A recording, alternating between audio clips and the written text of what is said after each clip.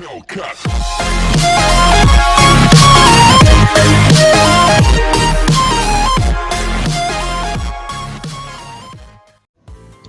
Friends, I am Saloni and welcome back to your channel the diamond star. और आज इस video में हम जानेंगे इफेक्टिव कम्युनिकेशन के कुछ बैरियर्स के बारे में। सो चलिए इस वीडियो को करते हैं स्टार्ट। लेकिन वीडियो स्टार्ट करने से पहले मेरी आप सबसे एक रिक्वेस्ट है कि अगर आप हमारे चैनल पर नए हैं या फिर आपने अब तक हमारे चैनल को सब्सक्राइब नहीं किया है, सो प्लीज हमें सपोर्ट करने के लिए चैनल को जरूर सब्सक्राइब करें एंड बेल आइकन को प्रेस करना मत भूलिएगा ताकि हमारी कोई भी नोटिफिकेशन आपको सबसे पहले मिले। एंड वन मोर थिंग, इस वीडियो को बीच में स्किप ना करें, आपके कुछ इंपॉर्टेंट पॉइंट्स जो है वो मिस हो सकते हैं। वीडियो को एंड तक जरूर देखिए। सो चलिए इस वीडियो को फाइनली करते हैं स्टार्ट।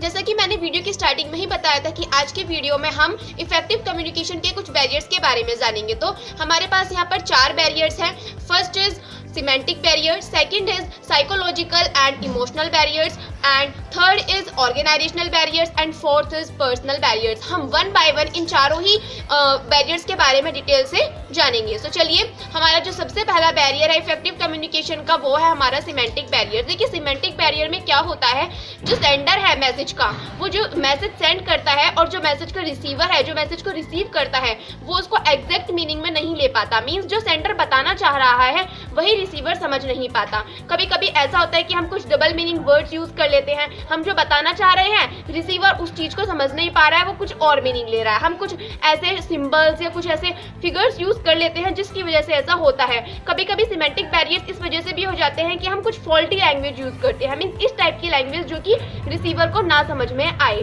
ठीक है, कभी कभी ऐसा होता है कि हम कुछ ऐसे वर्ड्स यूज करते हैं जिसका मीनिंग वो कुछ और ले लेता है। सपोज दैट आप एक वर्ड चूज करिए वैल्यू। ठीक है, वैल्यू के बहुत सारे मीनिंग हो सकते हैं अलग अलग सेंटेंस के हिसाब से।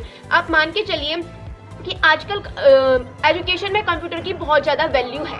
तो यहाँ पर वैल्यू का मीनिंग अलग है। मैं किसी शॉप पर जाकर पूछती हूँ what is the value of this mobile set, कि इस मोबाइल सेट की क्या वैल्यू है, तो वहाँ पर वैल्यू का मीनिंग अलग है। या फिर हमारी फ्रेंडशिप की क्या वैल्यू है, तो ये वैल्यू यहाँ पर अलग है। तो हर सेंटेंस में वैल्यू का जो मीनिंग है वो अलग अलग आएगा। सो हमें जो मीनिंग जो हम वर्ड यूज कर रहे हैं, हम किस लिए यूज कर रहे हैं, पूरा सब्जेक्ट मैटर हमें अपने रिसीवर को ये समझाना होगा। साथ में हम कभी कभी ऐसा एजम्पशन कर लेते हैं कि हम जिसको मैसेज भेज रहे हैं, हम जिसको मैसेज सेंड कर रहे हैं, हम उसको शॉर्ट फॉर्म में लिख के दे देते हैं, अरे हाँ इतना तो उसको आता ही होगा। ठीक है, तो लेकिन हम ऐसा मान के चल रहे हैं, और बाय चांस कभी ऐसा हो सकता है कि उसको ना आता हो तो वो कुछ भी समझ सकता है, गलत मीनिंग समझ सकता है, समझ ही ना आए। सो इस चक्कर में जो हमारी कम्युनिकेशन है वो एकदम मीनिंगलेस हो जाती है, कभी कभी खराब हो जाती है। तो ये थे हमारी सिमेंटिक बैरियर्स। आगे हम बढ़ते हैं हमारे साइकोलॉजिकल और इमोशनल बैरियर्स की तरफ। देखिए, जो साइकोलॉजिकल और इमोशनल बैरियर्स हैं, ये हमारे मेंटल कंडीशन पर डिपेंड करते हैं, जो हमारा सेंडर है और रिसीवर है। अगर वो दोनों में से कोई भी एक मेंटली डिसेबल्ड है या मेंटली डिस्टर्ब्ड है, तो हमारा कम्युनिकेशन मीनिंगलेस या बेकार हो सकता है। मान के चलिए, जो हमारा मैसेज का सेंडर है या जो मैसेज का रिसीवर है, अगर दोनों में से ही कोई भी अटेंशन नहीं दे पा रहा है अपने मैसेज की तरफ, मीन सपोज दैट सेंडर ने मैसेज सेंड कर दिया और जो रिसीवर है वो किसी और काम में बिजी है, उसने फुल अटेंशन के साथ उसको नहीं रिसीव किया, हमारा जो मैसेज है वो बेकार हो सकता है, मीनिंगलेस हो सकता है। ठीक है, इसी तरीके से जब सेंडर है, जब उसने मैसेज सेंड किया तब उसने पूरी अटेंशन के साथ उसको सेंड नहीं किया, सो भी हमारे जो कम्युनिकेशन है वो मीनिंगलेस हो सकता है। ठीक है, और कभी कभी ऐसा होता है कि जो सेंडर है या रिसीवर है उनके बीच में डिस्ट्रस्ट होता है, मीन्स वो एक दूसरे पर ट्रस्ट नहीं करते हैं। सेंडर जो है वो रिसीवर पर ट्रस्ट नहीं कर रहा कि यार उसको क्या ही हम ये मैसेज सेंड करें, ट्रस्ट ही नहीं है कि वो इस काम को कर पाएगा, वो इस मैसेज के कैपेबल है। सो भी हमारी कम्युनिकेशन मीनिंगलेस है, क्योंकि हम ट्रस्ट ही नहीं कर रहे हैं, या फिर रिसीवर अपने सेंडर पर ट्रस्ट नहीं कर रहा है कि जिसने उसको ये मैसेज भेजा है उसी पर ट्रस्ट नहीं है, कि मुझे ट्रस्ट नहीं है कि उसने ये मैसेज सही भी भेजा है या नहीं। तो भी हमारे जो कम्युनिकेशन है वो मीनिंगलेस है। नेक्स्ट जो आता है हमारा वो है ऑर्गेनाइजेशनल बैरियर। देखिए, ऑर्गेनाइजेशनल बैरियर में क्या होता है, ऑर्गेनाइजेशन की जो स्ट्रक्चर है या ऑर्गेनाइजेशन में जो पॉलिसीज हैं, रूल्स एंड रेगुलेशंस हैं, उनकी वजह से जो कम्युनिकेशन में बैरियर आता है वो होते हैं हमारे ऑर्गेनाइजेशनल बैरियर्स। कभी कभी ऐसा होता है कि पॉलिसी बनी होती है ऑर्गेनाइजेशन में कि आपको कोई भी मैसेज सेंड करना है वो सब रिटन फॉर्म में होने चाहिए।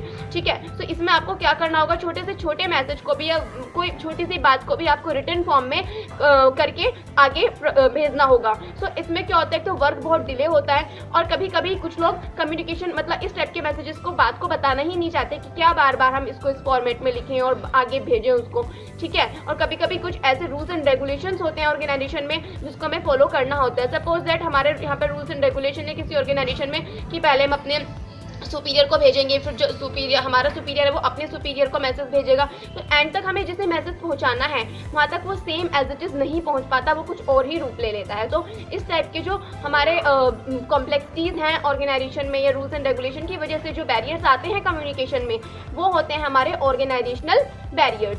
आगे बढ़ते हैं हमारे पर्सनल बैरियर्स की तरफ। देखिए पर्सनल बैरियर्स जो हैं हमारे, ये सेंडर और रिसीवर दोनों से डायरेक्टली जुड़े हुए होते हैं और इनको हमने दो पार्ट में डिवाइड किया हुआ है। पहला सबऑर्डिनेट से रिलेटेड एंड दूसरा सुपीरियर से रिलेटेड। देखिए सुपीरियर से रिलेटेड की अगर बात करें पर्सनल बैरियर्स में, तो कभी कभी देखिए होता क्या है, हर ऑर्गेनाइजेशन में हर कोई चाहेगा कि उसको एक हाई पोस्ट मिले, तो जो हमारे सुपीरियर्स हैं वो अपने हाई पोस्ट से बहुत ज़्यादा जुड़े हुए रहते हैं, तो वो जिनके आइडियाज़ हैं, कभी कभी ऐसा होता है कुछ वो अपने आइडियाज़ नहीं बताना चाहते, वो कभी कभी ऐसा सोचते हैं कि अगर हम अपने आइडियाज़ बताएंगे ये सही नहीं रहेगा, सबऑर्डिनेट क्या सोचेंगे मेरे बारे में, कहीं ऐसा ना हो कि मैं इस आइडिया के चलते इसको कम्युनिकेट करने के चक्कर में मैं हाई पोस्ट से लो पोस्ट पर आ जाऊँ। तो इस तरह की जो थिंकिंग है ये भी एक बहुत बड़ा बैरियर है। और कभी कभी ऐसा भी होता है, मोस्टली होता है ऐसा कि जो हमारे सुपीरियर्स हैं वो सबऑर्डिनेट्स पर ध्यान नहीं देते, तो जो हमारे सबऑर्डिनेट्स हैं वो उन पर ट्रस्ट नहीं रहता या वो सोचते हैं कि इस कैपेबल नहीं है कि हम इनको ये मैसेज बताएं या इनके साथ ये आइडिया शेयर करें। तो इस टाइप के जो हमारे पर्सनल बैरियर्स हैं ये तो सबऑर्डिनेट से रिलेटेड थे, सॉरी सुपीरियर से रिलेटेड थे। अब चलते हैं जो सबऑर्डिनेट से रिलेटेड है। देखिए जो सबऑर्डिनेट से रिलेटेड है उसमें क्या होता है, सबऑर्डिनेट इस अनविलिंगली होते हैं अपने आइडियाज़ को कम्युनिकेट करने में, या अपनी जो फीलिंग्स हैं, अपने आइडियाज़ हैं और भी जो न्यू क्रिएटिविटी है उसको वो शेयर नहीं करना चाहते। वो यही सोचते हैं कि कुछ कभी अगर ऐसा कोई मैसेज हुआ जो कि नेगेटिव हो, मीन्स जो नेगेटिव न्यूज़ हो, हम उसको सुपीरियर के आगे रखेंगे तो हम यहाँ से डिसमिस किए जा सकते हैं, हमें यहाँ से हटाया जा सकता है, तो इसके चलते वो कम्युनिकेट नहीं करते। दूसरा होता है कि उनको प्रॉपर इंसेंटिव नहीं दिया जाता, उनकी क्रिएटिविटी को प्रॉपर रिवॉर्ड नहीं किया जाता, उनको मोटिवेट नहीं किया जाता, तो वो इसके चलते भी जो हमारे सबऑर्डिनेट्स हैं वो सुपीरियर्स के सामने अपने आइडियाज़ नहीं रखना चाहते। आपको यहाँ तक जो हमारे बैरियर्स थे इफेक्टिव कम्युनिकेशन की वो समझ में आए होंगे।